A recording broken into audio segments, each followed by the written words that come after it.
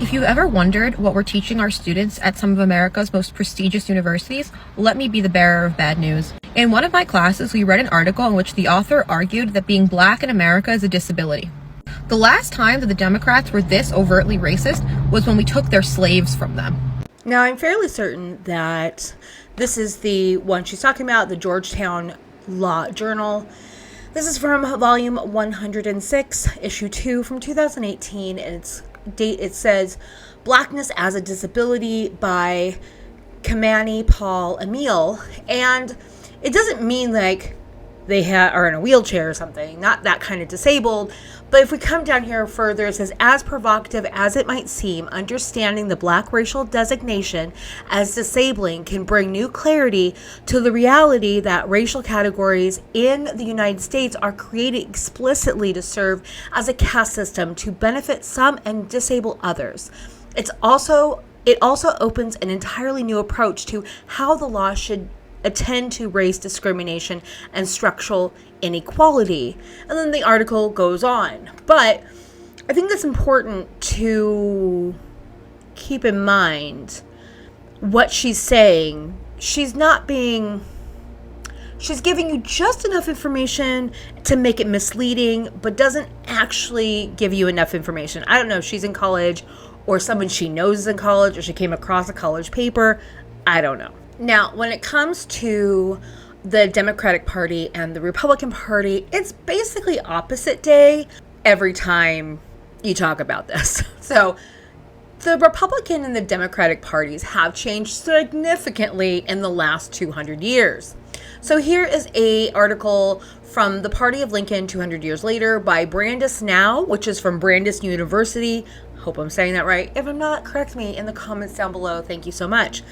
They are a research graduate university, as I understand it. Anyway, so this is by Jarrett Banks, and it says the American political landscape has changed immensely in 218 years. 2018 years, feels like it, since Abraham Lincoln was born on February 12th, 1809. Yet, it's a popular refrain from modern-day Republicans to claim Lincoln was one of their own and refer to the GOP as the Party of Lincoln, which is not at all true. Brandis Now caught up with Brandis Professor of English John Burt, author of Lincoln's Tragic Pragmatism, Lincoln Douglas, The Moral Conflict, to talk about Lincoln and how he relates to the modern GOP. Are there remnants of Lincoln's values in the current Republican Party? Is it still the Party of Lincoln? Everybody has a claim to Lincoln. Nobody wants to restore slavery, although I think some do, actually. No one wants to get rid of the 13th Amendment, and everyone claims they understand Lincoln. In the same time, I would say the Republican Party of today is dominated by people who would have been Democrats in the 1940s, because back then, Democrats were far more conservative and Republicans were far more liberal. And over time, that crossed over. I don't know, maybe it'll cross over again, although in this current political landscape, I can't see it. But she is being disingenuous by saying that, but the Democrats were closer to the Republicans of today than they are to the Democrats of today. Does that make sense? So her whole TikTok page is propaganda. Propaganda all day, every day. And it's bizarre. She's Zionist. She's obviously racist towards Palestinians. But let's look at another one. Palestinian schools teach their children to hate Jews. You can look up the translations of their most commonly used textbooks and see for yourself. Find me one Israeli textbook that says the same about Palestinians or Muslims or anybody for that matter. You can boycott, you can light yourself on fire, you can do whatever you want, and it's horrible. My heart goes out to you. Mental illness is not something to be overlooked. But Israel has the right to defend herself from her neighbors who want to completely annihilate all the 6 million Jews living there. Hamas has said as much. So protest and boycott all you want. Israel's not going to stop, nor should it. Did Israeli children really sing about annihilating everyone in Gaza? It's the latest video to have caused outrage online. So let's get down to the truth behind this.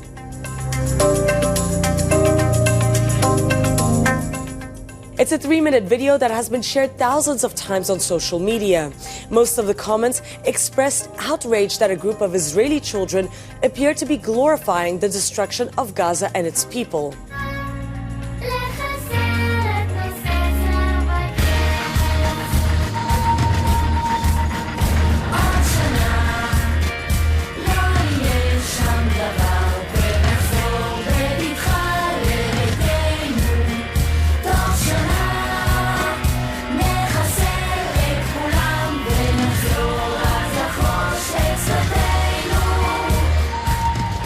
The video was shared by the Israeli state-owned TV channel Kan News on their online platforms before being taken down. The children in the video are reportedly from the Gaza envelope settlements, which lie within 7 kilometers of the Gaza Strip. Their populations were evacuated following the Hamas attack on the 7th of October. Turns out this video is indeed real and was posted by the Israeli group The Civil Front. They claim to be apolitical and say their goal is to raise support for the Israeli army. The video is titled Friendship Song 2023 and is an adaptation of a famous poem commemorating Jews killed in the run-up to the establishment of the State of Israel in 1948. The original song does not contain hostile lyrics towards Gaza, unlike the 2023 adaptation. The lyrics have been slammed by the international community as genocidal, just as the UN experts have warned that serious violations allegedly committed by Israel against Palestinians point to a genocide in the making. Middle East Eye reported that the new lyrics were co-written by Ofer Rosenbaum, the chairperson of the Civil Front. Ofer Rosenbaum was also behind a controversial poster campaign in Israel, which used artificial intelligence to depict leaders of Hamas and Hezbollah looking beaten and bound as Israeli troops stood over them. That's not a classroom, but those are all children. And the fact that they rewrote this, I've seen other things that I can't find the clips of now, where literally it's taught to kids in school, even in America, in Jewish schools, private Jewish schools. Not all of them probably, but there are some. Simone Zimmerman is American born, a Jewish woman who went to Zionist Jewish schools in America, has gone to Israel, came back, and it wasn't until she went to college did she realize that she believed in a bunch of propaganda that was taught to her early on. The Holocaust was a formative part of my upbringing, and I saw the defending the state of Israel as a core part of what it meant to keep the Jewish people safe. It was a core Jewish commitment for me. So much so that when I actually met anti-Zionist Jews, anti-Zionist Israelis, people who were fighting occupation and apartheid when I was a college student at UC Berkeley, I couldn't even believe that those people existed. They were an anomaly to me. And the more I met those students, and more importantly, met Palestinian students, learned about their lives, about, what it means from the moment that you're born to live under a system that deems you less worthy, that you have to live under occupation and oppression and dispossession just because of who you are and where you were born.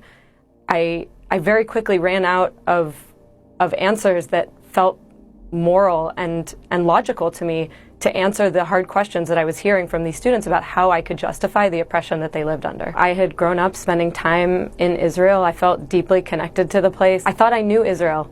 But the way that the apartheid system is actually built is such that Israeli Jews don't actually have to see the reality that Palestinians live under. They can drive on roads, they can drive on the side of the wall where they don't have to see what is on the other side, the daily horrors and brutality and deep denial of dignity and freedom that Palestinians live under. And once I saw those realities with my own eyes, once I met people who had been evicted from their homes, who were denied basic freedom of movement, people just like me who want to live in freedom and safety, whose every piece of their lives have been destroyed and constricted by a system of Jewish supremacy.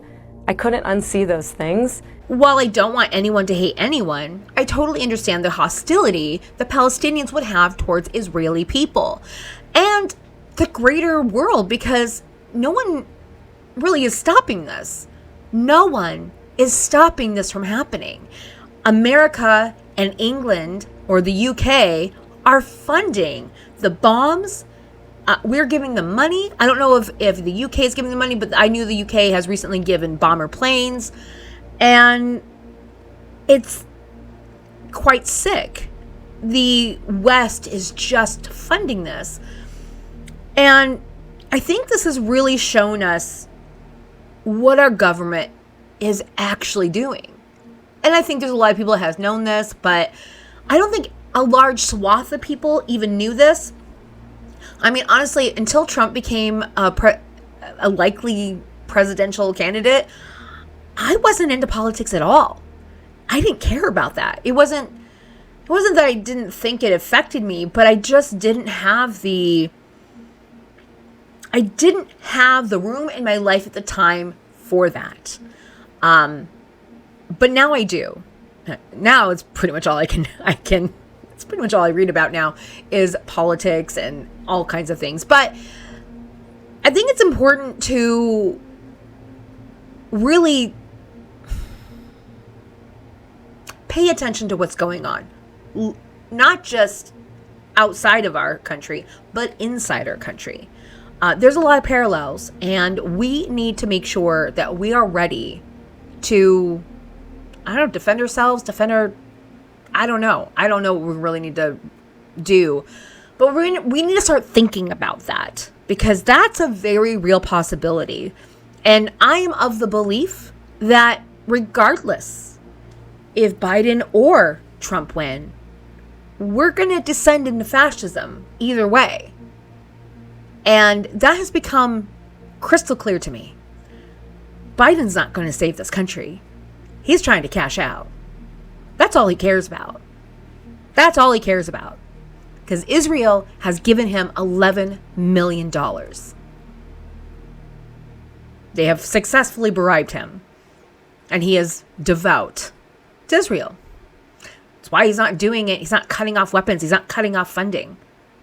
And I don't think he will before the election. And obviously not after. And I don't think he's going to win. I honestly don't.